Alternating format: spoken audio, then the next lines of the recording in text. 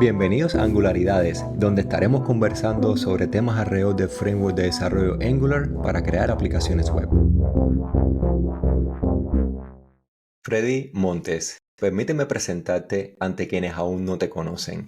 Eres originalmente de Maracaibo, Venezuela, y hoy en día radicas en Escazú, que está en el área de San José, que es la capital de Costa Rica. Eres desarrollador líder frontend, diseñador de interfaces gráficas de usuario y product manager. Tienes, de hecho, un título académico en diseño gráfico y estudios usados en marketing. Además, eres creador de contenido, eres maestro de desarrolladores a quienes un montón de personas le deben sus conocimientos iniciales y avanzados sobre programación e ingeniería de software. Es un placer tenerte por acá. Muchísimas gracias por haber aceptado la invitación a estar acá con nosotros. No, yo súper encantado. Esto va a ser la continuación de nuestra conversación acá en Costa Rica cuando nos conocimos, así que genial. Y no paramos a hablar en ese momento, así que vamos a tratar de, de no pasar por lo mismo Sí, necesariamente, sí. porque si no vamos a tener un episodio de como 2 horas y media, 3 horas aproximadamente. Vamos a tener que cortarlo en edición. Exacto, dividirlo en múltiples capítulos. Bueno, tienes un par de libros publicados hasta la fecha. Uno con nuestro colega Mariano Álvarez y Alfredo Bonilla, titulado 99 preguntas de entrevista para un desarrollador web, disponible en el sitio 99.tips, gracias a estos nuevos dominios que han surgido en la última década, que nos permite configurar mucho más allá de .com, de .net. Y tienes otro libro además de distribución gratuita titulado 99 tips para web development, así en Spanglish. Así No vamos a mismo. agregarle una pregunta más al libro Así de hablo yo, coautoría porque... así hablo yo, así escribo yo. Exacto, sí, es que literalmente con todo el vocabulario que tenemos nutrido de todo en inglés es realmente difícil despegarse un poco de esos términos. Pero Sí, bueno, señor. no No. vamos a agregarle una pregunta más al libro de coautoría para no tener que ir sobre el proceso de recopilar la aprobación de Mariano y Alfredo, pero sí vamos a encontrar ese tip número 100 que no redactaste para el libro sobre consejo de desarrollo web, así en castellano directo, porque el consejo no existía en el momento en el que redactaste el libro.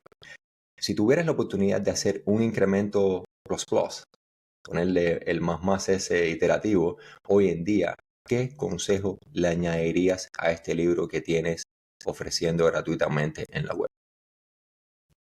Pues yo lo que le agregaría ahorita, 2024, sería tener Ujú. mucha resiliencia. La industria tech actualmente, yo siento que ya pasó lo que yo llamo la borrachera del dinero del periodo del COVID, que todo el dinero de inversión se fue a la industria tech, todos los inversionistas buscando el oro. Algunos lo lograron, algunos todavía están en proceso, pero eso hizo que hubieran contrataciones, o sea, buscando gente para trabajar de manera absurda. Las empresas literalmente contrataban gente y la sentaban en la banca sin hacer nada. Había demasiado dinero en la industria y ya eso no está así. Ya la industria está volviendo a la Ujú. normalidad. Y así funcionan las industrias, así funcionan los mercados. Entonces yo ahorita lo que les diría es que tengan mucha resiliencia porque los procesos de contratación van a ser más largos, vas a tener que trabajar más por un puesto de trabajo, vas a tener que pasar por más procesos que de por sí son bastante tediosos porque los procesos de contratación en tecnología, hablo por tecnología porque es la industria donde yo me manejo, la verdad es que son bien duros en términos generales, en términos de hacer pasar a la gente por un montón de pasos, hablar con un montón de personas. Entonces, yo lo que les diría es eso, que cuando estén en este proceso de buscar trabajo tengan mucha resiliencia, no se tomen nada personal, porque de verdad no es nada personal. Entiendan que se van a conseguir en estos procesos gente buena, gente mala, o gente no necesariamente mala, pero que actúa de alguna manera que te va a incomodar mucho. Entonces hay que tener mucha resiliencia. Y si yo tuviera que resumir eso, yo les diría que buscar trabajo es un trabajo en sí. Entonces hay que dedicarle mucho tiempo. Exacto, muy buen consejo. Y hace unos días publicaste un tweet en X o una X en Twitter. Ya no sé ya ni con todos estos cambios de nombre qué es lo que ha pasado con esa plataforma. Pero bueno, el tweet decía lo siguiente, porque todavía me rehúso a llamarle la X, decía lo siguiente.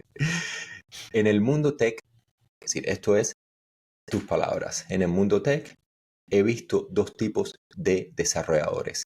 Los que esperan sentado las soluciones y solo entregan código, con un emoji esto de dormido, y otro con un emoji de cohete que dice, los que entienden problemas y crean soluciones.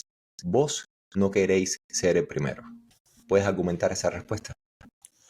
Sí, obviamente decir que hay solamente dos tipos de desarrolladores es muy simplista, pero si tuviéramos que irnos a lo más arriba de la cadena de tipos de desarrolladores que hay, yo personalmente lo veo de esa manera. Entonces, ¿cuál es el asunto aquí? Hay desarrolladores que comenzaron sus carreras bajo sistemas de management muy fuertes que les decían exactamente qué hacer. Hay empresas que contratan desarrolladores y les dicen, usted tiene que hacer A, B y C. Eso, algunas empresas de consultoría y ese tipo de cosas como que tienen un jefe y ese jefe es el que soluciona todos los problemas, es el que habla con el cliente, es el que entiende los problemas y todo y nada más. Usa el equipo como otra herramienta más, como otra computadora más. Yo le voy a decir a este equipo qué es lo que tiene que hacer. Y algunos developers que empiezan por ese lado se acostumbran a esperar esta persona o este jefe que les va a decir, usted tiene que poner ese botón ahí y que cuando le den clic se abre esta ventana y listo, terminó su trabajo, se fue para su casa.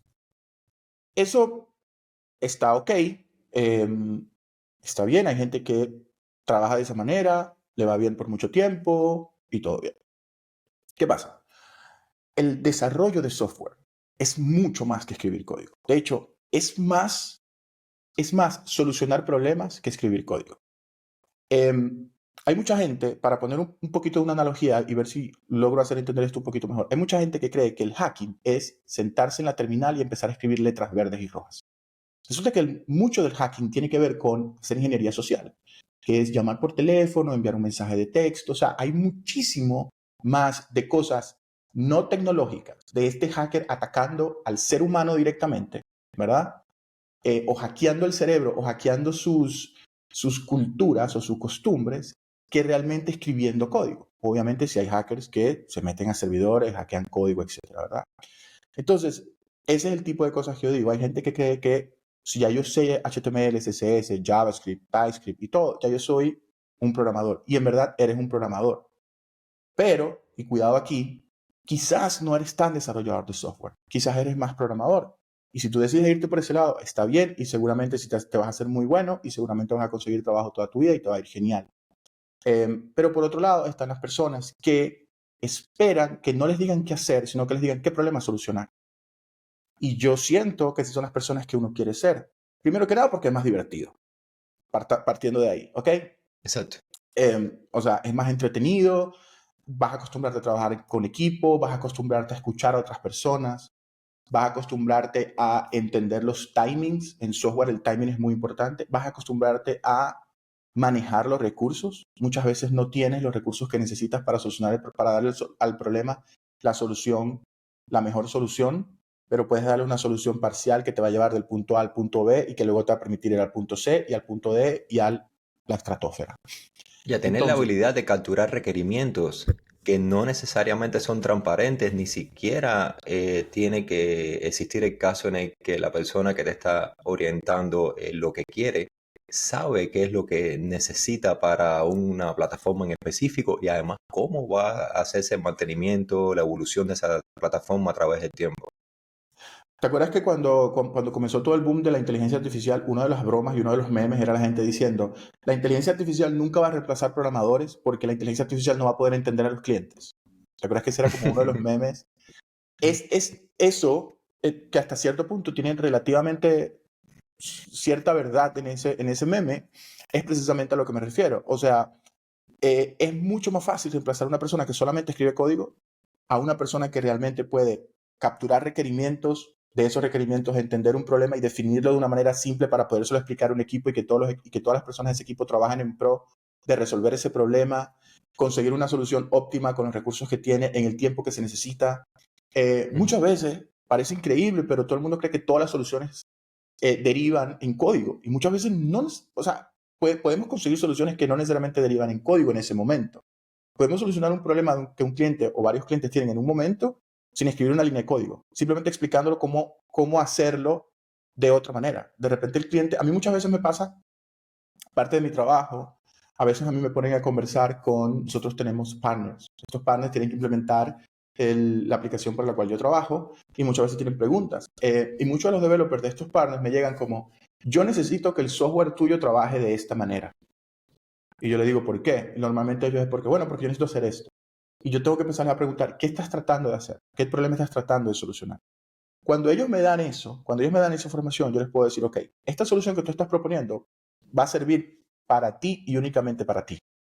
Yo no puedo desarrollar soluciones porque yo trabajo en un producto que funciona para un montón de gente.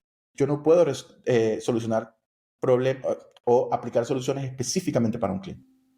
Yo lo que trato es de entender todos los problemas y aplicar soluciones que funcionen para muchos clientes. ¿Ok?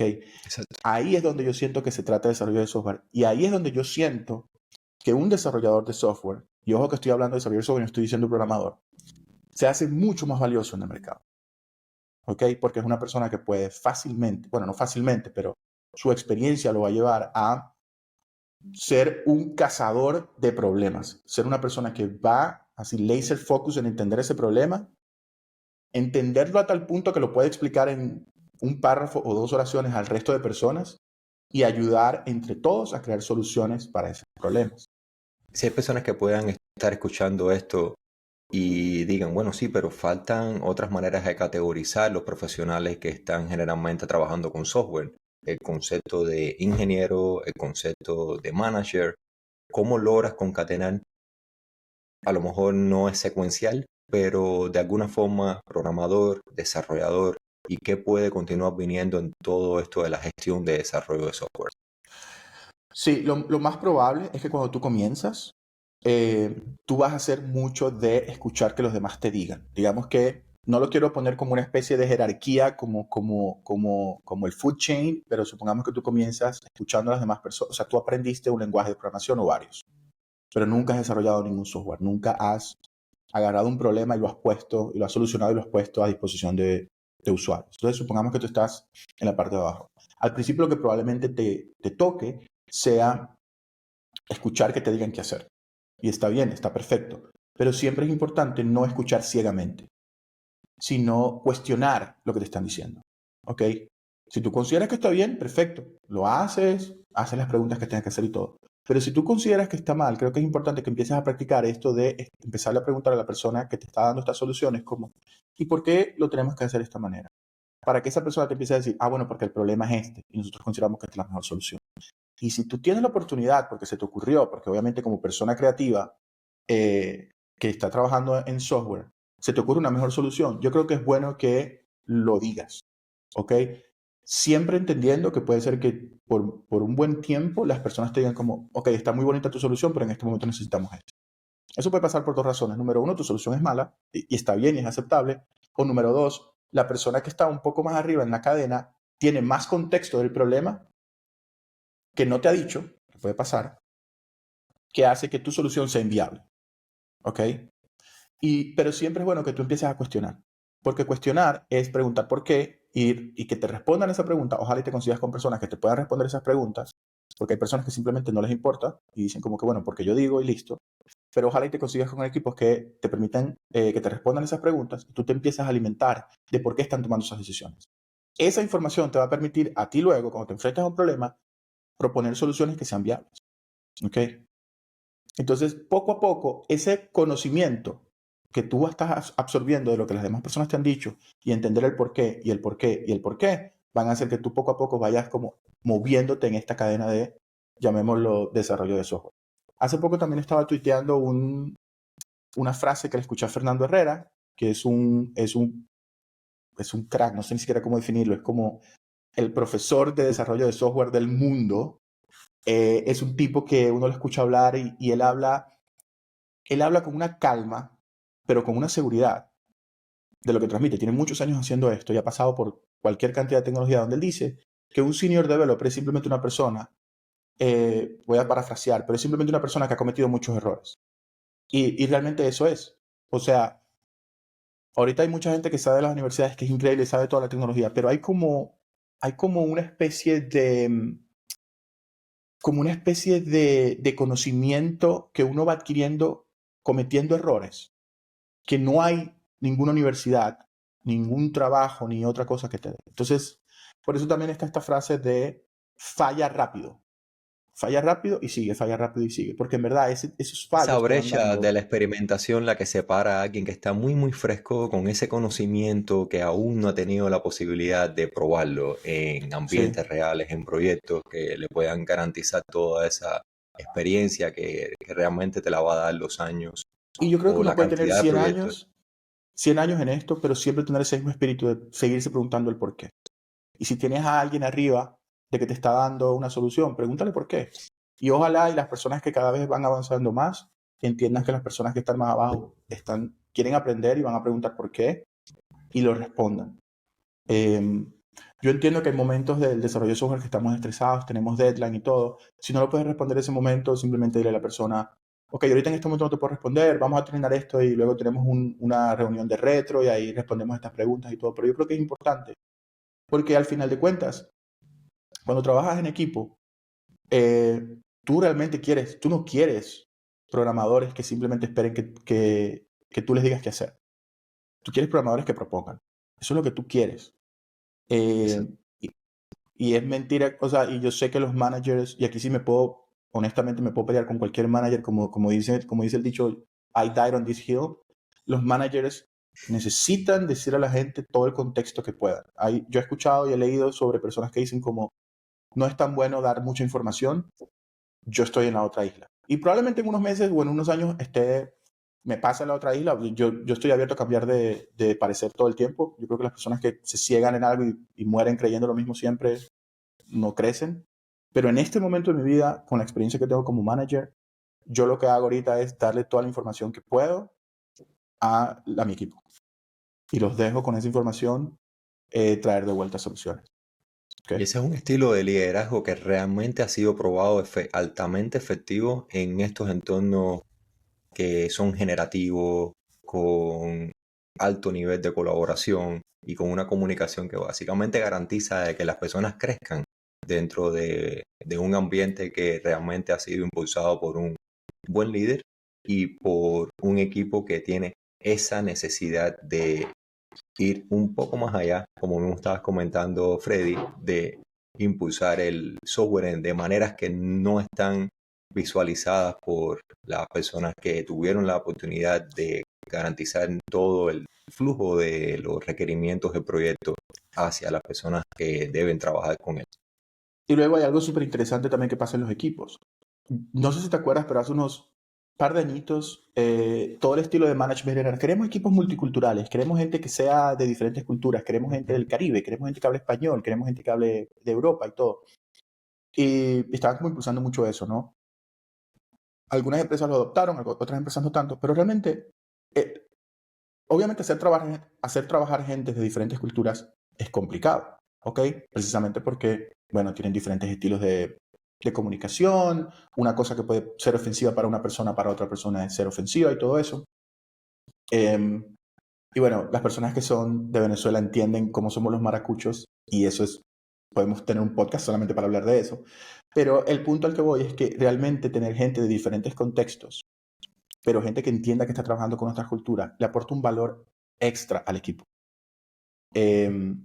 No solamente de otros contextos técnicos, sino de otros contextos de sus vivencias, de sus crianzas, de, de sus experiencias de vida. No sé, tener una persona muy paciente contra una persona muy lanzada hace como que tenga un equilibrio de que el equipo va a moverse de manera segura, pero de manera rápida. Si todo el mundo es muy paciente, entonces el equipo va como muy golpe y cuida y no prueba y falla demasiado rápido. Si todo el mundo va demasiado rápido, entonces el equipo todo el tiempo está on fire, que tampoco es lo que queremos. Exacto. Entonces, es como balancear esto, ¿no? Y uno como manager está ahí como en el medio, como dejándolos. Yo siento que como manager uno está en el medio como dejándolos cometer los errores correctos. Esa es como la manera de ir afinando las cosas. Como uno tiene que dejar a la gente cometer los errores. Porque yo estoy a veces trabajando con alguien y propone una solución que yo sé de inmediato que va a fallar. Pero no va a tener la misma enseñanza y si yo le digo, eso va a fallar, así yo lo dejo que falle. Y que luego él venga y me diga, esto falló por tal razón, por tal razón. Como que la conexión que le hace en el cerebro el fallo no es lo mismo que le digan que va a fallar. Yo creo que en Cuba probablemente haya un dicho parecido, pero en Venezuela hay un dicho que dice, nadie aprende por cabeza ajena. Así mismo. Exacto. Posiblemente sea Entonces, común para muchos lugares de para muchos Hispanoamérica, lugares de... ese dicho, porque lo he Exactamente. escuchado de varias personas. Exacto, eso es una manera brillante de transmitir el conocimiento que no se puede hacer a través de palabras de forma verbal. Y es algo que a mí me ha pasado algo muy curioso, que es que a mí me tocó ser manager como tan pronto me tocó ser papá. Fue como muy paralelo. Entonces, por alguna razón, mi cerebro y como que conecta esas dos cosas. Em, y es como que yo hago igual con mis hijos. Yo los dejo fallar mucho. Yo los dejo que se golpeen. Obviamente no voy a dejar que se tiren de un techo, ¿verdad? Pero yo sí los dejo que se golpeen, que se hagan rasponcitos, que si se caen se tienen que levantar solos, ¿no? Es mucho eso. Pero te está dando ese componente humano que no es necesariamente el estilo dictatorial que uno ha visto tradicionalmente en ambientes de trabajo que al final el resultado no es tan óptimo como teniendo esta otra capacidad de transmitirle y delegar trabajo hacia las personas del equipo. Sí, incluso es algo también que aplico a cuando estoy compartiendo contenido. Alguien me hace una pregunta y yo sé la respuesta y yo no se la respondo directamente. Yo lo direcciono a links o le doy pistas para que esa persona vaya e investigue por sí mismo. Hay personas que no les gusta y me dicen como, pero yo te pregunté, tienes que responderme. Es como, no, sorry. Este es mi Ujú. manera de responderte. Go find yourself lo que tienes que hacer. Claro. Y bueno, hoy en día tenemos una sobrecarga, pero bastante gigantesca, de cognitiva de la cantidad de frameworks que hay en el mercado. Next.js, Nest, Nux, SvelteKit, React Pelado, Gatsby, Vue, Wix-City, Astro, Angular, HTML con CSS, con JavaScript o TypeScript de manera directa, lo que se le dice vanilla. Meteor, Knockout, jQuery. No, mentira, un chiste hoy en día, pero bueno, entiendes la Lo idea. tenemos, pero ahí ¿Por está. dónde? Sí, sí, lo tenemos y tenemos que estar lidiando a veces con el concepto embebido que no necesariamente es a través de APIs ni de microfrontends que tienen dependencia con jQuery o con Bootstrap que a la vez tiene este tipo de third-party libraries, bibliotecas de terceros que ya realmente está completamente en desuso, desactualizado y hay que seguir lidiando con ello. Que ahí radica también la característica de ese desarrollador web que tenga la capacidad de poder innovar y de tratar de lidiar con diferentes obstáculos o constraints que tenga durante el desarrollo, toda la fase de desarrollo de la gestión de un proyecto. Pero bueno, con toda esta cantidad, la colección tan diversa de frameworks que existen actualmente para catapultar el proceso de desarrollo de un sitio web, ¿por dónde recomiendas empezar o por dónde recomiendas continuar el camino como desarrollador o desarrolladora web? Ok.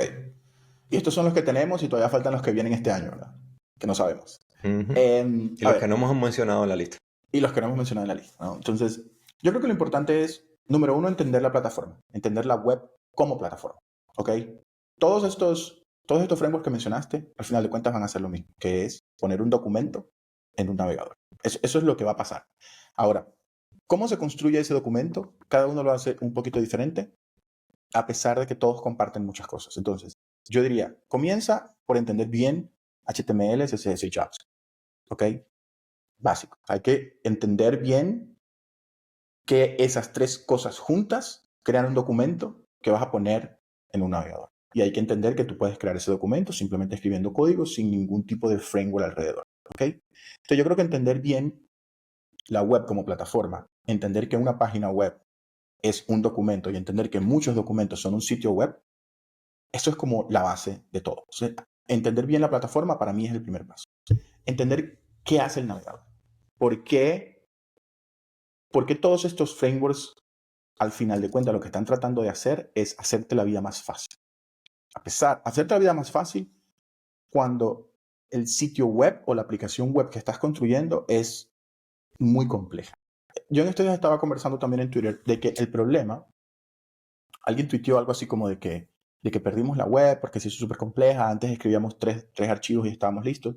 Y por un lado tiene cierta razón, pero por otro lado también hay que entender que las aplicaciones web pasaron de ser tan simple como un documento, o el navegador pasó algo de ser tan simple como un lector de documentos, a ser prácticamente su propio sistema operativo con aplicaciones súper complejas que hay ahí adentro. O sea, hace 5 años, para no ir muy lejos, para nosotros era completamente irreal creer que íbamos a tener un, un software de diseño de interfaces en el navegador. Y ahora no solamente tenemos un software de diseño de interfaces, tenemos editores de video, tenemos aplicaciones de escritorio tipo de ofimática, tenemos Word, Excel, PowerPoint. De hecho, tenemos Photoshop en el navegador. Entonces, ya hay que entender que la demanda por aplicaciones web pasó de ser simplemente gente que iba a leer un documento a gente que ahora va a trabajar ahí, va a diseñar cosas, va a editar video. ¿Okay? Eso antes era solo para lo nativo. Entonces, partiendo de eso es donde empiezan a salir todos estos frameworks. La demanda, el usuario comienza a demandar cosas más complejas. Estos frameworks empiezan a notar, o la gente que trabaja en estos frameworks empieza a notar como de que, bueno, pero ya va, todo el mundo está trabajando en estas aplicaciones son muy responsivas, se refrescan rápido, tenemos un botón que cuando le damos clic carga una cantidad de cosas. Entonces, vamos a empezar a crear estas soluciones encima de el HTML, el CSS y el JavaScript. ¿Okay? Entonces, hago toda esta historia porque yo creo que es importante entender el por qué estos frameworks existen para luego cuando uno empiece a trabajar con ellos, tener claro qué problemas están solucionando.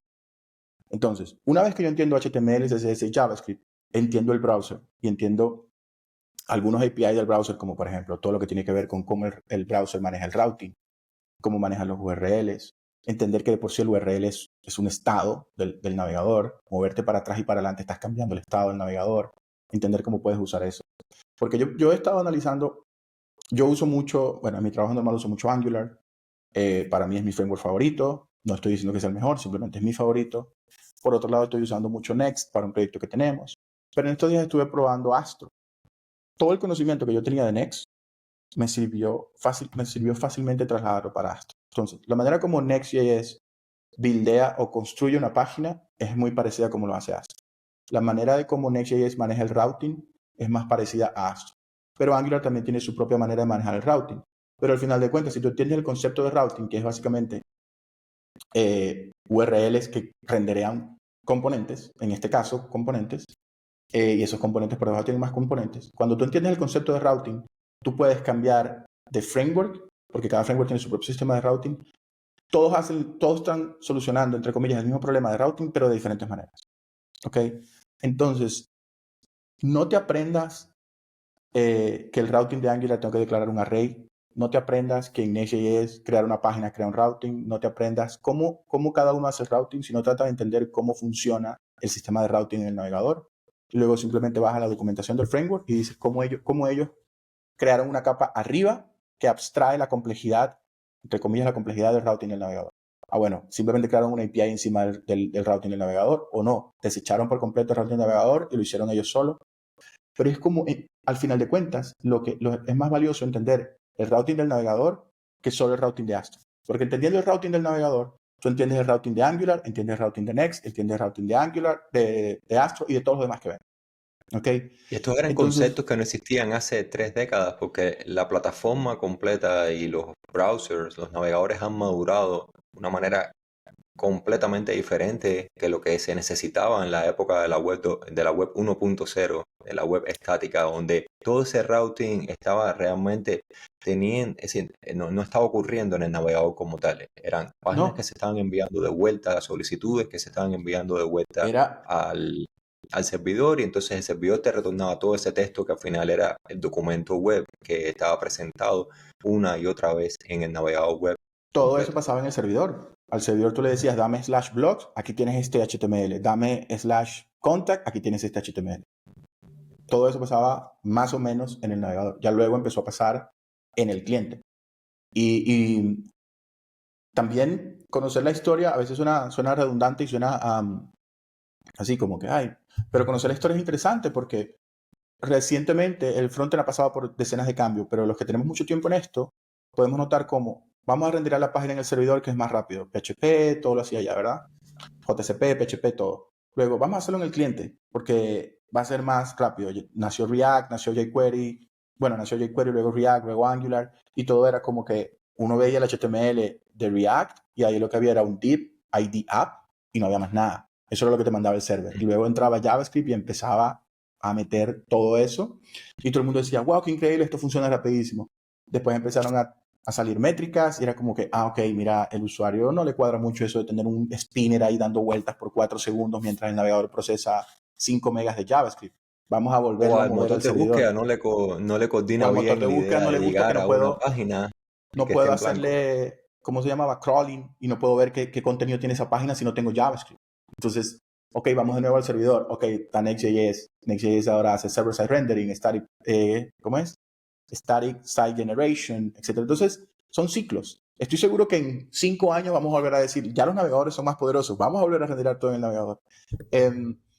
Pero respondiendo a la pregunta de cómo comenzar, aprendan la plataforma, entiendan la plataforma, métanse en los APIs, entiendan cómo funciona el API del routing, entiendan cómo funciona el API de cómo el navegador renderea una página. El navegador crea árboles, tiene un árbol de CSS, tiene un árbol de HTML que se llama el DOM. O sea, agarra una cosa, lo vuelve un objeto. ¿Qué pasa con ese árbol? ¿No? O sea, entender esas cosas es lo que te permite, obviamente amarrado con entender los conceptos de JavaScript, HTML y CSS, es lo que te permite moverte de un framework a otro sin tener que estar, ok, ahora tengo que aprender Angular y que sea como que, Dios mío, tengo que aprender Angular y de repente en 3 meses, ay, Dios mío, ahora tengo que aprender SvelteKit. Es como, no, o sea, simplemente tengo que hacer un proyecto y está en SvelteKit, voy a ir a ver la documentación de SvelteKit, cómo funciona el routing, cómo funciona el building de las páginas y voy para adelante. Ah, una cosa súper importante que no hemos conversado, Ujú. componentes. Los componentes. Todos estos frameworks tienen componentes. Entender qué es un componente. Es una piecita de Lego que nosotros vamos a usar para mostrar algo en una interfaz. Listo. Pero entender ese concepto. Entender que es un pedacito de tu aplicación aislado que tú puedes compartir en diferentes secciones de la aplicación. Porque todos estos frameworks trabajan con componentes. Todos. Todos lo hacen diferente, pero todos, el concepto de componente como tal, es lo mismo en todos. Entonces, bien importante eso. Y a nivel subatómico, estas piececitas se pueden incluso modificar a partir de tokens o digamos como signos que le puedes atribuir a las piececitas estas pequeñas de Lego, ya sean colores, tipografía, dimensión, y eso también Incluso, es relevante incluso para la depende de hora dónde las de mantener pongas, una coherencia. incluso depende en dónde las pongas, funcionan diferente. Si yo pongo Correcto. este menú en un sign-up, yo lo pude haber diseñado y lo pude haber escrito de tal manera de que se presenta de manera vertical. Si lo pongo en un header, se presenta de manera horizontal. Yo puedo hacer eso y es el mismo componente. Simplemente depende de dónde lo puse, con ciertos signal, como estás diciendo, cambia un poco, puede cambiar su apariencia visual como su comportamiento. ¿Okay? Entonces Exacto. ahí es donde el concepto de componentizar cosas es importante, porque ahí es donde empiezan a pasar cosas como, ok, pero ¿qué es más conveniente para mí? ¿Hacer 2 componentes de navegación, uno horizontal y uno vertical? ¿O hago uno solo que se comporte de las 2 maneras? Porque cuando tú tienes un componente que tiene que comportarse de 2 maneras, le vas a agregar una complejidad extra. Eso lo va a hacer un poco más complicado de testear, de mantener y de escalar. ¿Quieres hacer eso o prefieres separarlo en 2 componentes? Entonces ahí Y entra esa toda es una otra lógica. habilidad. Es otra habilidad. Sí. Otra Es otra habilidad es la habilidad. habilidad de componer. ¿Sí? Como Exacto. desarrollador, se tiene la capacidad no necesariamente única de programar un componente, sino de saber cómo jugar con todo ese entramado de piezas que pueden convertirse en grandes estructuras, Y ahí es donde tu mantenibles, conocimiento, escalables. y ahí es donde tu conocimiento sobre todo de CSS eh, te ayuda un montón. Yo creo que hay mucha gente que se enfoca en aprender muchísimo JavaScript y le meten todo, así JavaScript, así hardcore, probablemente porque uno lee las empresas y los trabajos y es como, dice JavaScript por todos lados. Pero cuando uno entiende CSS, es absurdo lo que te puede llegar a facilitar solucionar problemas. Y sobre Exacto. todo el Y vamos a CSS moderno. refrescar rápidamente lo que nos trae CSS nuevo en los últimos meses, en los últimos años, incluso para poder reducir esa cantidad de código ineficiente en JavaScript, porque lo que tú estás escribiendo en JavaScript tiene que ser procesado. Incluso Sí, tiene que cambiar todo el árbol de rendering tree, tiene que coordinarse con el CSS DOM y después pasar por toda esa ruta crítica de representación para pintar, componer y renderizar, representar en una pantalla lo que debe ser visualizado al usuario final. Pero la historia es que todos estos sistemas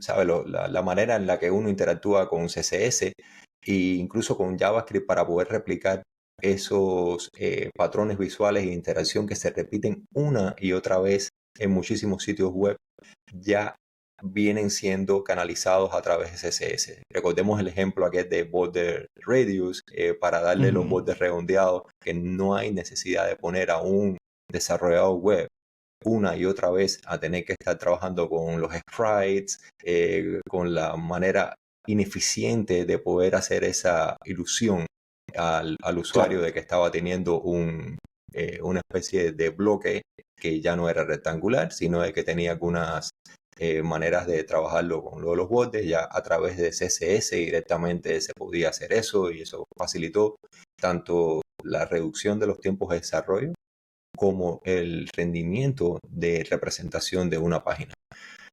Vamos a hacer lo siguiente. Con esto de lo nuevo que trae CSS, yo te voy a mencionar dos y tú nos regalas tres de las nuevas cosas que han surgido en estos recientes tiempos. yo creo que antes de que empecemos, yo creo que 2023, 2022, 2023 fue el año dorado de CSS. O sea, fue Ujú. absurdo la cantidad de cosas que salieron. O sea, al punto de que, honestamente, a mí no me dio tiempo de probar todo. O sea, era absurdo la cantidad de cosas que salieron. Y yo no creo que sea casualidad de que los esfuerzos de los navegadores, llamémoslos de los navegadores como los equipos que trabajan en los navegadores y la gente que trabaja en los estándares que van a salir en los navegadores, yo no creo que fue casualidad que se enfocaran mucho en CSS, más que en traer cosas nuevas de JavaScript, que no, JavaScript también trajo un montón de cosas nuevas estos años, pero es que CSS fue una cascada de novedades que solucionaron un montón de problemas. Entonces, yo creo que es interesante, de nuevo, si volvemos al hecho de que tenemos que conocer la plataforma, yo creo que también es interesante ver por qué los navegadores se están enfocando en traer tantas novedades de CSS. Porque es más eficiente hacer cosas en CSS que hacer cosas en JavaScript. Probablemente esa sea una de las razones. Y también porque facilita mucho los desarrollos, el proceso de desarrollo con algunas cosas. Entonces, bueno, dale, empecemos con, me gusta esta actividad, vamos a ver. Vamos a ver. Voy a empezar con dos. Una Ok. sería las propiedades lógicas que ofrecen posición o Ok. dimensión relativa a ese flujo visual del navegador. Actualmente eso está en Working Draft, en la Ujú, W3C. De hecho, están desarrollando todo lo que tiene que ver con el CSS Logical Properties nivel ujú. 1, porque esto de CSS4, CSS5 no funciona así, no es como se había previsto inicialmente que estaba CSS1, CSS 2.0, 2.1. No son versiones, sino capas que van incrementándose a medida que va avanzando la madurez de esa especificación.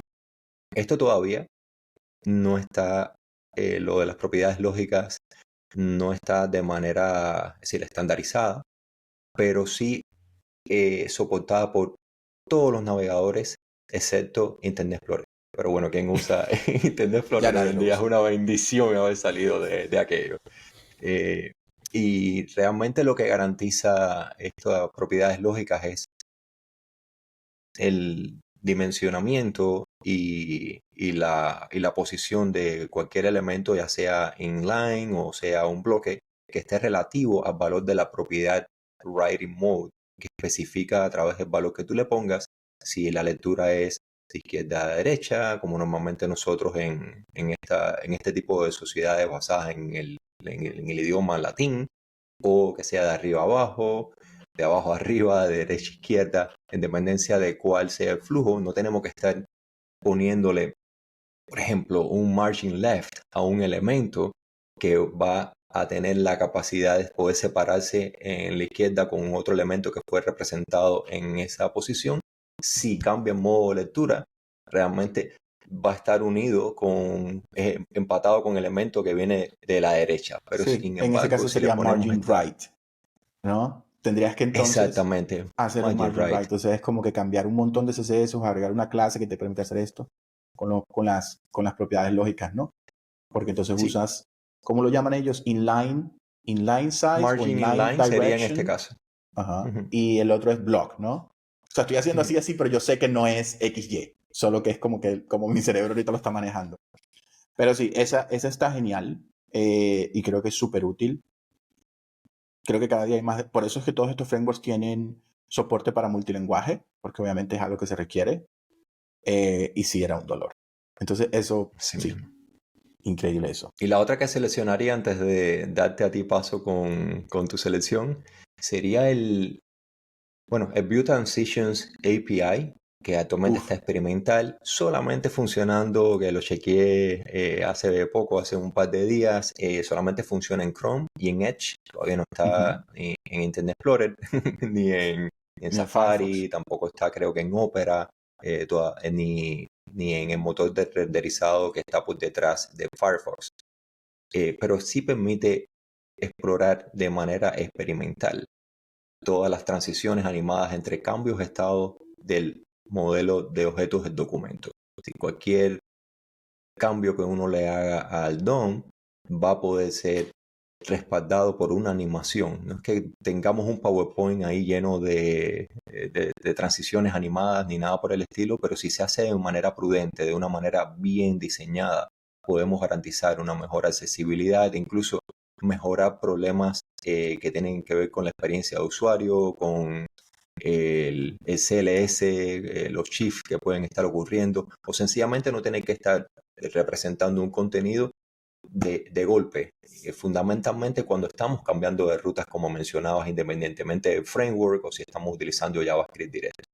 A partir de Sí. ese concepto de View Transitions, Angular en la versión 17 comenzó de manera como un developer preview a trabajar con la integración de las transiciones estas en las vistas dentro del código de formato de las rutas.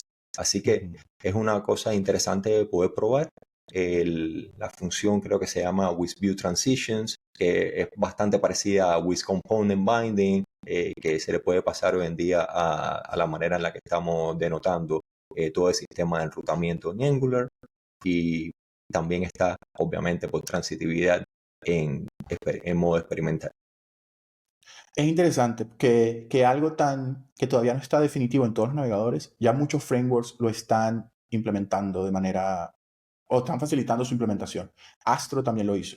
Pero no estoy seguro si fue en la versión 3 punto algo, pero Astro también hizo algo parecido a lo que está haciendo Angular, que es básicamente, ¿quieres como que haya algún tipo de animación entre cuando te muevas de una ruta a otra? Agrega esta linecita de código y por defecto hace como un fade in, fade out, ¿no? Y por supuesto uno puede cambiar la animación, bueno, yo quiero que sea un slide in, slide out o otra cosa.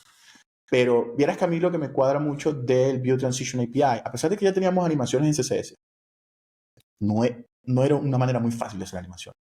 Lo que me cuadra mucho del View Transition API es que y es como un paso extra en poderle facilitar al developer crear experiencias de aplicación que se sientan más nativas en los dispositivos, ¿no? Entonces, también soy muy fan de View Transition API y sobre todo al principio cuando yo empecé a verlo, yo pensé que era solo para transiciones entre una página y otra y no, yo puedo hacer animaciones dentro de la misma página, como que desplegué algo o algo entró, algo salió, no sé. Y esa parte no había como caído en cuenta de que, ay, pero ya va, o sea, también lo puedo usar de esta manera. Y he visto no recuerdo el nombre de la persona. Yo sigo una persona en Twitter que hace unas cosas con CSS muy moderno, siempre está como experimentando. Y ha hecho unas cosas con Transition API que es como, Dios mío, son unas animaciones, una locura. Después me pasas el handle de Twitter de esa Sí, persona para poder incorporarlo en las notas del episodio. tan pronto tuiteé, él tuitea todo el tiempo. Yo veo y siempre me meto a ver Ujú. sus cosas y veo sus code pens y es como que no entiendo nada. Pero es increíble. Ok, cool. Vale, Entonces voy con las mías, con las tres mías. vale. Ok, Has Selector o Has Pseudo Selector. Básicamente, A mí me parece increíble porque es algo que muchos developers estamos pidiendo a gritos por año. Normalmente se le conoce como el parent selector o el selector de un padre. La manera como funciona el selector es, yo puedo decir, vas a seleccionar este elemento si tiene esta otra cosa. Y esta otra cosa puede significar si tiene una imagen adentro. Entonces, supongamos, yo puedo tener un div y yo le quiero poner a ese div un border rojo solamente si adentro tiene un párrafo con la clase error, supongamos. ¿Ok? Entonces, es como que yo, dependiendo de lo que tenga un hijo, yo selecciono a su padre. ¿Ok? Y una vez que yo tengo el padre, yo puedo seguir seleccionando cosas. Entonces yo puedo decir, ok, ahora que tengo este padre que tiene debajo, que tiene adentro un hijo, que tiene la clase error, entonces seleccioname el H1 que está ahí adentro y cambio ese H1. Entonces, antes eso nada más se podía hacer con JavaScript. Literalmente tenías que ir, inspeccionar el DOM, ver qué clase tenía y ponerle una clase a tu padre. De esa manera. Ahora con el HashSelector, simplemente tienes un pseudo selector que es súper eficiente y lo puedes hacer en no time. Hace poco, hace menos de un mes, ya por fin salió el soporte para Angular, perdón, para Firefox, que fue el último en tener este selector. Ujú. Ya nosotros lo empezamos a usar en producción y funciona súper bien. Me encantó que la gente del equipo lo agarró así, o sea, no les costó nada. De una vez empezaron a tener problemas y era como que, esto lo puedo hacer con un HashSelector y no tengo que hacer nada en JavaScript. Entonces, es bastante fácil, o al menos en mi experiencia ha sido bastante fácil de utilizar. No sé si vos lo habéis utilizado, pero yo estoy súper fan. Lo he utilizado desde que estaba en modo experimental. No he tenido la oportunidad de integrarlo en sistemas que tengo en programas en producción, pero sí la historia es apasionante, porque lo único que estaba impidiendo tener ese selector desde hacía décadas era el algoritmo, la eficiencia del algoritmo que fue finalmente eh, lograda por, se me olvidó el nombre de la persona, pero si lo recuerdo lo voy a incorporar en las notas del episodio, que durante un proceso de un hackathon que se Ujú. hizo en Google, fue capaz de modificar las bases de código que permitían para cualquier navegador, no necesariamente basado en Chromium, lograr de una manera eficiente atravesar el DOM de esa forma en la cual se espera que la propiedad funcione. Y una Wow, no vez sabía la que historia. eso estuvo completamente, ¿sabes? Desplegado y monitoreado, testeado completamente, la W3C procedió a la recomendación, o bueno, a trabajar en el working draft de este selector. Porque de otra manera Nice. los navegadores no iban a estar convencidos de poder introducir una lógica que era ineficiente y que podría ocasionar un montón de lags y obviamente una frustración Claro. desde el lado del usuario, porque no tenía sentido incorporar. De hecho, este hash lo tenía jQuery desde hace 20 años casi, Sí, hace pero era décadas. ineficiente independientemente de si lo estabas poniendo directamente como un código de JavaScript o lo estabas haciendo embebido dentro de la lógica como tal del navegador. Sí, había que usarlo como sabiendo que a nivel de performance no era lo mejor, pero indiferentemente si necesitaba solucionar un problema que ocupaba eso, pues tocaba usarlo. Pero yo no Y sabía esta la es una de historia, las historias, está muy cool. exacto, y esta es una de las historias que garantiza de que el proceso de evolución de la web no ha terminado. Estamos Ah, en no, constante evolución y falta muchísimo camino por recorrer, tanto por nosotros los humanos que por las máquinas. muchísimo. Es que el simple hecho de que la web está prácticamente disponible en casi todos los dispositivos del mundo. O sea, creo que es mucho más probable que alguien tenga un navegador a que alguien tenga un sistema operativo específico a su alcance. Sí. En todo lo que tiene que ver con los vehículos inteligentes, con el microondas inteligente, lo más probable es que tenga un navegador. Entonces, eso no es casualidad. Eso quiere decir que la web como tal va a seguir usándose en otros lugares. Es más, te pongo un ejemplo rápido. Tengo unos amigos que construyeron una casa, ellos son ingenieros los dos, son medio hackers, viven juntos y su casa es como un laboratorio.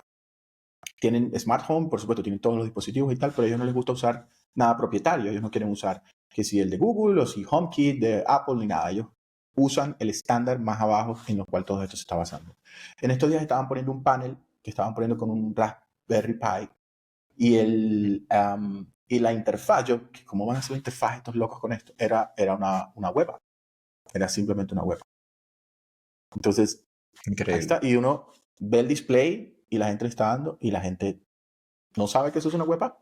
Creen que es algo propio del dispositivo. O sea, hay muchas cosas que tú estás usando hoy en día que crees que es algo del dispositivo, que es una web. Que simplemente es un navegador corriendo ahí en modo stealth y está cargando una página web. Que la Cool. versatilidad, el performance de los motores estos que corren JavaScript ha sido... ¿Recuerdas hace muchísima cantidad de años donde Java supuestamente iba a ser el rey de todo? Bueno, era el rey de los microcontroladores, de los dispositivos, estos de domótica en el hogar, Uh-huh. y eso ha sido completamente cambiante desde el punto de vista de la evolución de los lenguajes de programación. Y bueno, quién sabe por qué camino se vaya el Claro. lenguaje de JavaScript en un futuro, y por eso es que hay que mantenerse lo más actualizado posible. Bueno, mi segundo feature de CSS que me encantó, que ya también tiene un buen rato que está sonando, es Container Queries. Por muchos años hemos tenido media queries. Todos sabemos que la web tiene que ser responsive. De hecho, la web es responsive por defecto, pero eso es harina de otro costal. Pero la diferencia entre media queries y container queries es que media queries depende del tamaño del viewport, que en su defecto hereda el tamaño de la ventana. Los container queries dependen del tamaño de donde tú pongas el componente, que es lo que estamos hablando más temprano. Entonces, esto te permite tener componentes tan versátiles como el tamaño del padre donde los pongas, donde los metas. Y eso, unado al hecho de saber y entender cómo crear componentes con cualquier framework, te da un poder absurdo porque cada componentito tuyo se puede ajustar a cualquier lugar de la web o del sitio web donde lo estés poniendo. Súper poderoso. El API es muy parecido al de Media Queries. Obviamente, la idea viene del mismo lugar. Y también por ahí viene Style Queries. No voy a hablar mucho de él, pero viene otro por ahí. No sé si lo has usado Vale. también. No, pero sí de Query Container, bastante a menudo.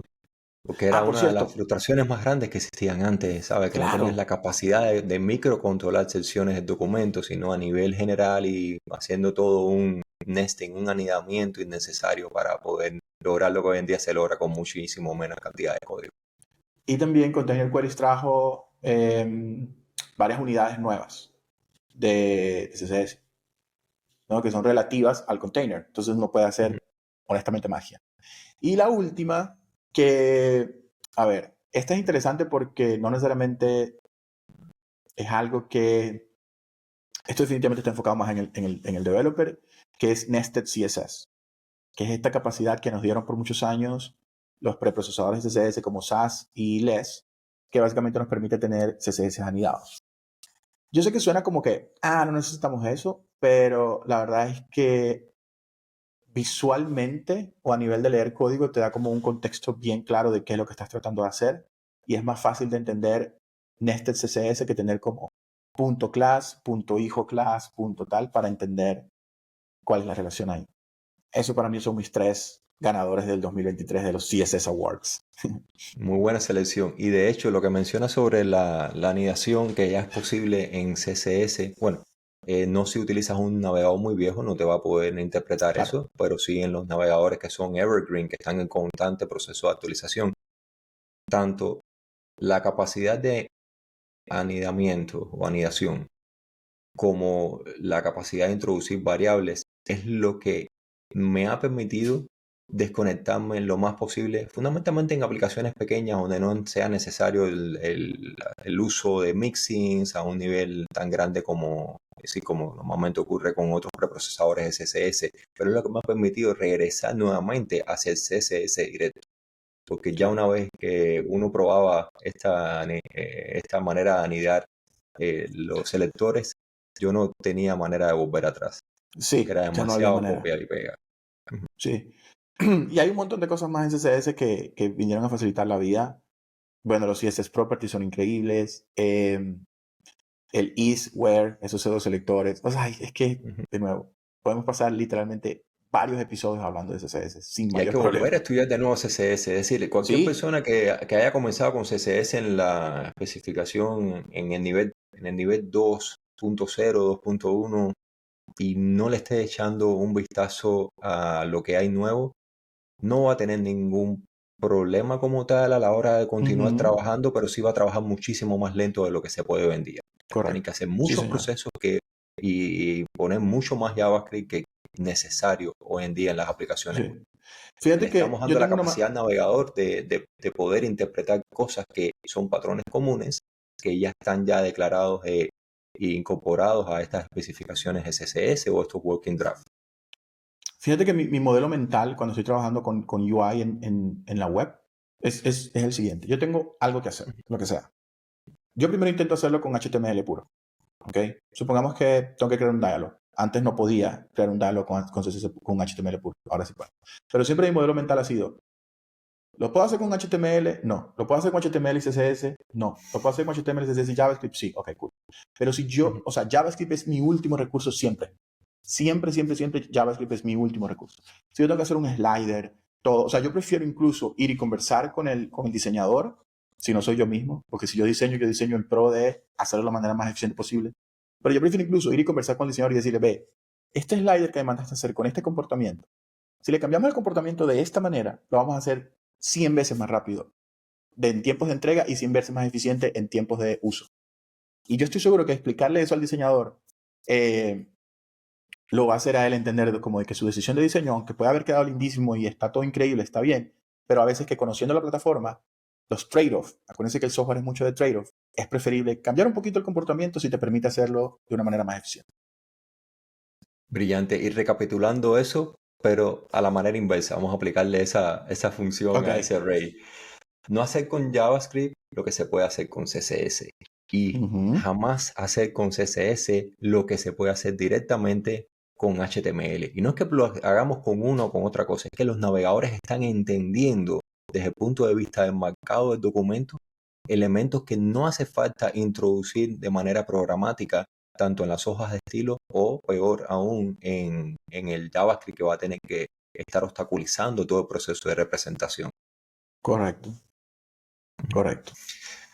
Y bueno, Freddy, ha llegado un momento en el que tenemos que mover para un siguiente episodio algunas de las preguntas que Claro. teníamos ahí anticipadas, pero antes de concluir este primero que nos va a ver en múltiples ocasiones, ¿hay algo más que no hayas mencionado durante esta conversación sobre lo que quisieras comentar? Algo más que no haya mencionado. Vamos a ver. ¿De CSS o de los frameworks o de la conversación inicial acerca de el consejo extra que añadirías a Sí, uno algo de de tus los libros? frameworks que no conversamos es la manera como cómo crean las páginas. Yo creo que también es súper importante entender la diferencia cuando una página se crea en el server en el momento de hacer el request versus cuando ya la página se buildeó o se construyó en build time durante el proceso de despliegue o lo que sea. También es importante entender eso porque ahorita todos los frameworks están haciendo eso de una manera u otra. O sea, todos van a generar ya sea páginas estáticas, depende de cómo se lo indicaste al framework, o páginas que se crean en el momento del server, o páginas que se crean en el cliente. Entonces, entender por lo menos esos tres, porque ya luego tenemos otras cosas como islas y lo que hace Quick, que es como que no trae nada de JavaScript hasta que tal. Y esos son como, yo lo llamo como subpatrones de la construcción de la página, pero entender estas tres, que son las que hemos tenido por años, desde que la web es web, es también importante junto con lo que hablamos de HTML, CSS, JavaScript y la plataforma. O sea, yo creo que esas 7 cosas, se comparten entre todos los frameworks de una manera u otra. Entonces, eso sería lo último que yo le recomendaría entender. Exacto. Y bueno, agradecerte nuevamente por haber estado acá y compartir Encantadísimo. toda esa cantidad de conocimiento que tienes. Y bueno, muchas personas tienen la suerte de poder contar con la experiencia que estás transmitiendo, no solamente en el entorno tuyo de trabajo, en la universidad, sino a través de las redes sociales. Así que muchas gracias y que tengas un excelente resto del día. Muchísimas gracias por la invitación y conversamos luego. Bye. Gracias por escuchar este podcast y espero que te sean útiles los temas abordados durante el episodio. Si aún no te has suscrito, te invito a hacerlo para no perderte ninguno de los futuros tópicos relacionados con frontend, interfaces gráficas, arquitectura de software y desarrollo web a través de Angular.